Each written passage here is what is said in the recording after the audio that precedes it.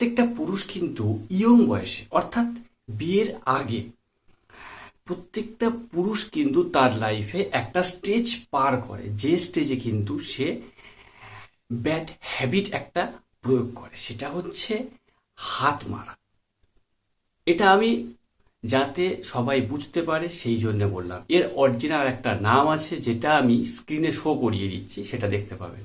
কিন্তু এই হাত মারার এই যে প্রবলেম, এই প্রবলেমটা কিন্তু প্রত্যেকটা পুরুষ করে থাকে, আর যার খেসারত কিন্তু ভবিষ্যতে পূরণ করতে হয়। প্রশ্ন হচ্ছে ভবিষ্যতের খেসারত কিভাবে পূরণ করতে হয়? তার কারণ ভবিষ্যতে যখন বিবাহিত লাইফে আসে তখন কি হয় না, এদের হাজারো সমস্যা তৈরি হয়। ঠিকঠাকভাবে মেলামেশা করতে পারে না, মেলামেশা করার প্রতি ইচ্ছা নষ্ট হয়ে যায়, এরকম বিভিন্ন রকমের কিন্তু ডিজিজ কন্ডিশন তৈরি হতে থাকে। আর এই যে ডিজিজ কন্ডিশনগুলো তৈরি হয়, এই ডিজিজ কন্ডিশনগুলো কিন্তু ইয়ং বয়সের এই সমস্ত কিছু করা থেকে হয়। এখন প্রশ্ন অনেকে এটা করে যে তাহলে এটা এই যে হাত মারা, এইটা কি করাটা কি খুব খারাপ? আবার অনেকে বলে এটা করা নর্মাল, ভালো। তাহলে এখন আপনি কি বলবেন? দেখুন, এক্ষেত্রে একটা কথা বলি, এই যে হাত মারার ব্যাপারটা, এটা কিন্তু একেবারে খারাপ নয়, আবার যদি একদিক থেকে দেখা যায় একেবারে ভালো নয়। যেমন যে কোনো জিনিসের শুধুমাত্র ভালো গুণ আছে, খারাপ গুণ নেই, এমনটা হয় না। আবার আরেক দিক থেকে শুধুমাত্র খারাপ গুণ আছে, ভালো গুণ নেই, এমনটাও কিন্তু হয় না। তো সেক্ষেত্রে যদি একটা লিমিট আছে, সেই লিমিট অনুযায়ী যদি কেউ এই প্রক্রিয়াটা করে, সেক্ষেত্রে কিন্তু খুব একটা কেন কোনো ক্ষতি হয় না। কিন্তু যদি লিমিট ক্রস করে যায়, সেক্ষেত্রে কিন্তু ক্ষতি হবে। এখন একটা প্রশ্ন আসতে পারে, সেটা হচ্ছে তাহলে লিমিটটা কি, কি রকম ধরনের লিমিটের কথা আপনি বলতে চাইছেন? সবটা কিন্তু এই ভিডিওতে বলবো। ভিডিওটা শেষ পর্যন্ত শুধু দেখতে থাকুন। ভিডিওটা শেষ পর্যন্ত দেখার পরে যদি কিছু আপনাদের মনে প্রশ্ন হয় তবেই কমেন্ট করবেন।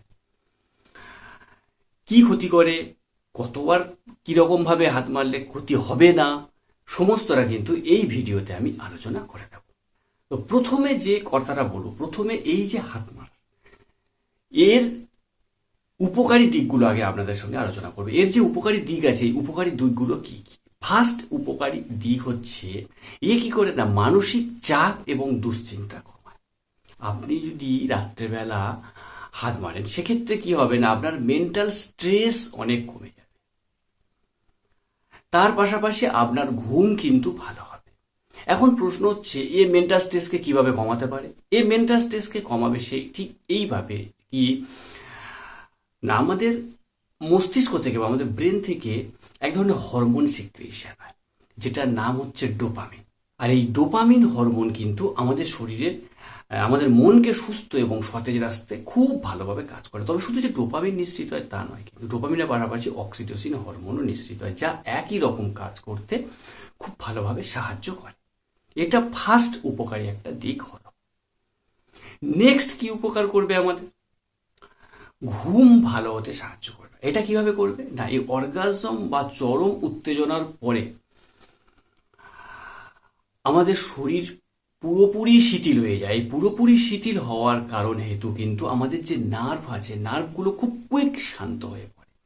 আর এই কুইক শান্ত হয়ে পড়ার কারণ হেতু কিন্তু আমাদের খুব দ্রুত ঘুম চলে আসে, তাই আমরা দ্রুত ঘুমিয়ে পড়তে পারি।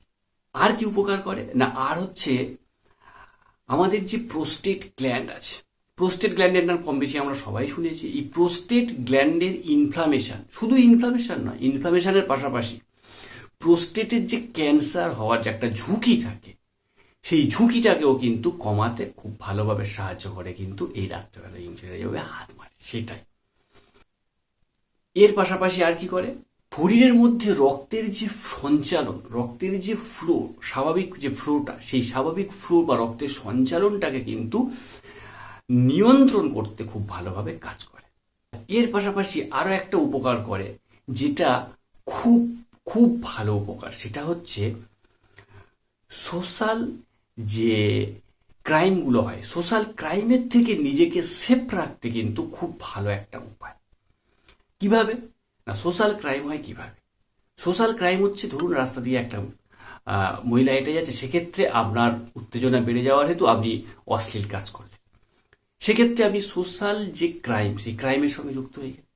কিন্তু আপনি যদি রাত্রেবেলা যদি নিজের হাত মারার ফলে যদি শরীরকে নর্মাল এবং শিথিল করে রাখেন, নার্ভকে যদি উত্তেজিত হতে না দেন, সেক্ষেত্রে কি হবে না, সেক্ষেত্রে আপনার এই যে সিচুয়েশনটা, নারী দেখে উত্তেজিত হয়ে পড়া, এই সিচুয়েশনটা আসবে না। এই সিচুয়েশনটা না আসার ফলে কি হবে না, আপনি সোশ্যাল ক্রাইম থেকে নিজেকে কিন্তু সেভ রাখতে পারবেন। এটা কিন্তু করে। তাহলে এখন একটা জিনিস প্রত্যেকটা ইয়ং ছেলে ভাবছেন, বাবা এত উপকার করে, তাহলে তো এবার প্রত্যেক দিন এরকম ভাবে করে করে যেতে হবে। একদমই এই ভাবনাটা ভাববেন না। একটা জিনিস ভালো করে ভেবে দেখুন, আপনার শরীর খারাপ হয়েছে, আপনার শরীর খারাপ হলে কি হয়, মেডিসিন খান, মেডিসিন খাওয়ার পরে শরীর খারাপটা সেরে যায়, আবার শরীর নর্মালে ফিরে আসে। তাহলে আপনি যদি এখন এটা ভাবে যে শরীর খারাপ হয়েছে মানে মেডিসিন খেয়েছি বলে তো শরীরটা ভালো হয়ে গেছে, তাহলে আমি প্রত্যেক দিন মেডিসিন খেতে থাকবো, সে শরীর খারাপ হোক বা না হোক, তাহলে কি সেটা আপনার শরীরে পজিটিভনেস কোনো সাইন দেবে, বা সেটা আপনার জন্য কি হিত হবে? হবে না, আপনার শরীরকে ক্ষতি করবে। ঠিক সেম উপকার করে শুনলেন মানে যে প্রত্যেক দিন এইরকমভাবে কাজ চালিয়ে যাবেন এইরকম, এটা কিন্তু করা যাবে না, তাহলে কিন্তু আবার ক্ষতি হয়ে যাবে। এখন তাহলে প্রশ্ন হতে পারে অনেকের, মাসে কতবার করতে পারি বা সপ্তাহে কতবার করতে পারি? সবটা ভিডিও শেষ পর্যন্ত বলা থাকবে, কোনো কিছু বাদ দিয়ে বলবো না, সমস্তটাই বলবো, শুধু শুনতে থাকুন। তো এবার চলে আসি এর খারাপ দিকগুলো। ভালো দিকগুলো তো জেনে নিন, খারাপ দিকগুলো তো জানাটা খুবই দরকার। তাই খারাপ দিকগুলো এবার জেনে নিন যে কি কি খারাপ দিক এর প্রকাশ পায়। তো প্রথম যে ক্ষতিটা করে সেটা হচ্ছে অ্যাডিকশন। দেখবেন যারা স্মোকিং করে তাদের দেখবেন স্মোকিং এর প্রতি একটা অ্যাডিকশন চলে আসে, তারা স্মোকিং না করলে যেন শরীরে একটা উৎকণ্ঠা ভাব আসে।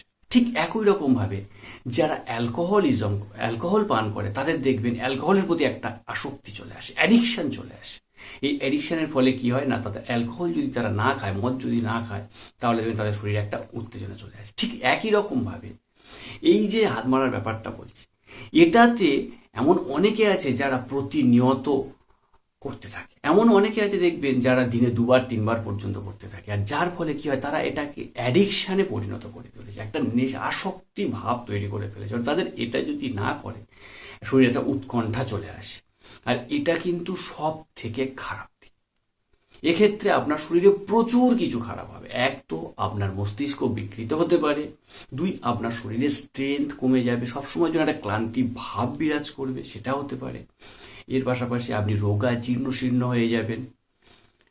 তো এই সমস্ত কিছু হতে পারে। তাই আসক্তিতে জড়িয়ে পড়া বা অ্যাডিকশন হয়ে যাওয়া, এটা কিন্তু খুব বাজে একটা দিক। নেক্সট হচ্ছে নিজের মনোসংযোগকে নষ্ট করা। এমন অনেক মানুষ আছে বা এমন এমন পুরুষ ছেলে আছে যারা খুব সৎনিষ্ঠা, তারা কি করে না, আবেগের বশে বা উত্তেজনার বশে রাত্রেবেলা এইটা করে ফেলে, হাত মারে ফেলে। আর হাত মারার ফলে কিন্তু এই তরল বেরিয়ে যাওয়া তো বেরিয়ে গেল, এই তার পরের মুহূর্ত থেকে তারা কিন্তু নিজের মনে মনে একটা জিনিস দ্বিধাদ্বন্দ্বে পড়ে যায় যে এটা কেন করলাম, এটা আমার শরীরে তো খুব ক্ষতি করবে।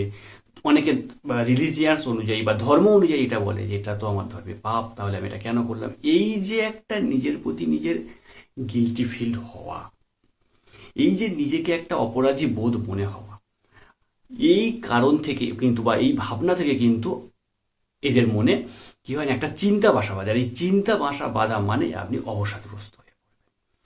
এটা কিন্তু একটা খুব গুরুত্বপূর্ণ খারাপ দিক, যেটা কিন্তু ফুটে ওঠে। নেক্সট হচ্ছে শরীরের দুর্বলতা বা ক্লান্তি ভাব। আপনি যদি লিমিটের বাইরে গিয়ে যদি হাত মারার প্রক্রিয়াটি চালিয়ে যান, তাহলে কি হবে না, আপনার শরীর কিন্তু অতিরিক্ত পরিমাণে দুর্বল হয়ে পড়বে, অতিরিক্ত পরিমাণে ক্লান্তি ভাব চলে আসবে, যার ফলে কিন্তু আপনার সারা দিনের যে কাজ করার গতি বা কাজ করার যে একটা টেন্ডেন্সি, সেটাকে কিন্তু নষ্ট করে দেবে। তাই কাজ করা নষ্ট হয়ে যাওয়া মানে আপনার মাইন্ড কিন্তু আপসেট হয়ে থাকবে। তো এই ক্ষতিটা কিন্তু করতে পারে। আরো একটা জিনিস বলে রাখি, এমন অনেকে আছে যাদের দেখবেন এইরকম এই হাত মারার পরেই কি হয় না, প্রচুর পরিমাণের মাথা ধরে থাকে, মাথা যন্ত্রণা শুরু হয়। এটা কিন্তু একটা খারাপ সাইন। যাদের ক্ষেত্রে এইরকম কন্ডিশন তৈরি হয়, মাথা ধরে থাকে, প্রচুর পরিমাণে মাথার যন্ত্রণা হয়, তারা কিন্তু এটাকে এড়িয়ে চলবে, এটাকে এড়িয়ে চলতে হবে তাদের জন্য। তো এই প্রসঙ্গে এবার একটা কথা সবাই বলতে পারে যে আপনি তো সব কথা বলছেন, একটা কথা তো বলছেন না। সেটা হচ্ছে অনেকে শুনে থাকে যে আপনি ইয়ং বয়সে অতিরিক্ত হাত মারেন বা এইরকম কিছু করার জন্যে পরবর্তী সময়ে কিন্তু বৈবাহিক জীবনে স্ত্রীর সঙ্গে মেলামেশা করতে গেলে কিন্তু প্রবলেম হয়, একটা রোগ সৃষ্টি হয়। সেই ব্যাপারটা নিয়ে তো আপনি কিছু বললেন না। হ্যাঁ, বলছি। এই যে রোগটা সৃষ্টি হয়, এটা কিন্তু যারা লিমিটের মধ্যে থাকে তাদের কিছুই হয় না। যারা লিমিটের বাইরে চলে যায়, যাদের অ্যাডিকশানে পরিণত হয়, যাদের এটা করার পরে শরীর নিতে পারছে না, শরীরে বিভিন্ন রকমের সিমটমস দেখা দিচ্ছে, তাও তারা এই প্রক্রিয়াটাকে চালিয়ে যাচ্ছে, তাদের ক্ষেত্রে কিন্তু এই সমস্যাটা হয়।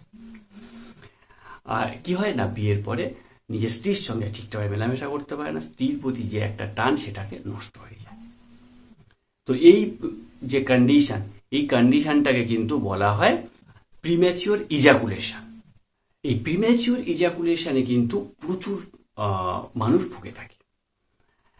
আর এটা এমন একটা কন্ডিশন না, এই কন্ডিশনে দেখবেন সেই পুরুষ হুটহাট করে সবার কাছে বলতে পারে। ইনফ্যাক্ট অনেক পুরুষ আছে যারা এতটাই লজ্জিত, আমাদের কাছে এসেও বলতে গেলে লজ্জা পায়।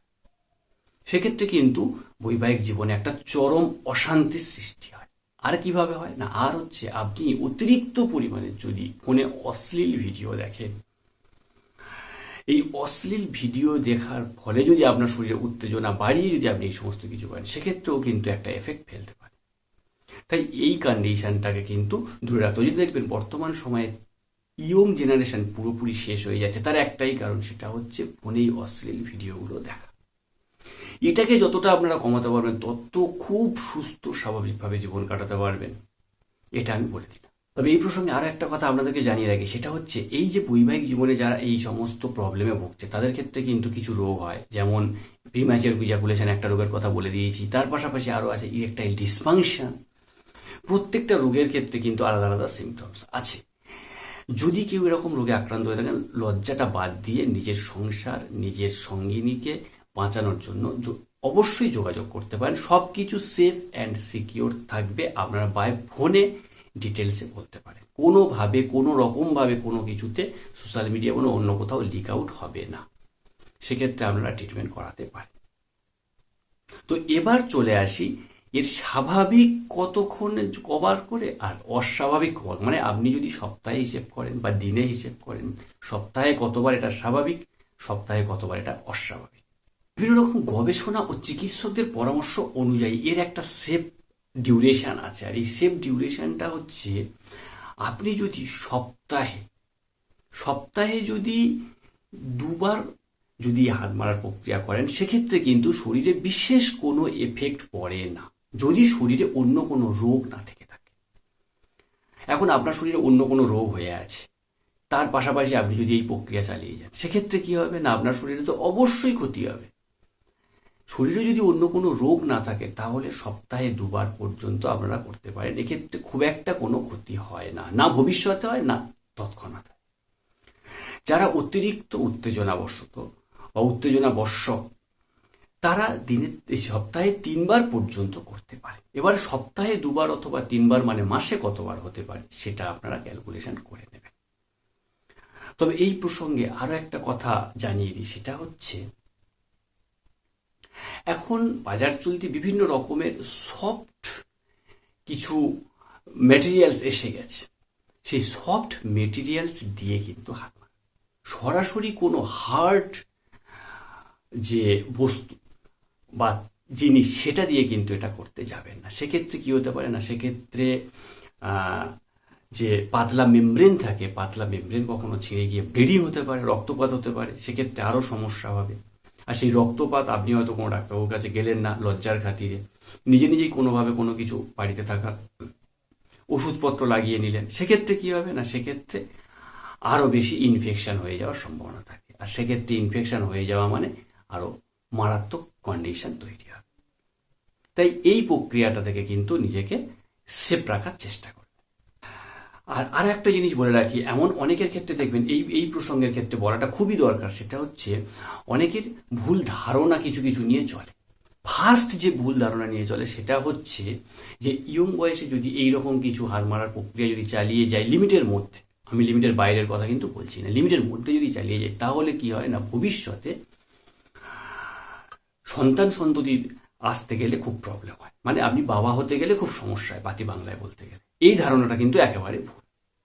এই ধারণাটা কিন্তু একেবারে ভুল, এই ধারণাটা সঠিক নয়। এর পাশাপাশি নিজের পুরুষত্ব নষ্ট হয়ে যাওয়া, বা অনেকে আবার বলে দেখবেন কিডনি নষ্ট হয়ে যায়, কোথা থেকে পায় জানি না, এই ধারণাগুলো কিন্তু পুরোটাই ভুল ধারণা। এর কোনো রকম কোনো সত্যতা নেই। আবার অনেকে এরকমটা বলে দেখবেন যে একবার এটা হাত বেরের পুরোপুরি সব বের করে দেওয়া মানে শরীর আর তৈরি হয় না, ওটা খালিই থেকে যায়। এমন কোনো রকম কোনো কিছু ঘটনা, শরীর আবার নিজের প্রক্রিয়াতে ওটাকে তৈরি করে নেয়।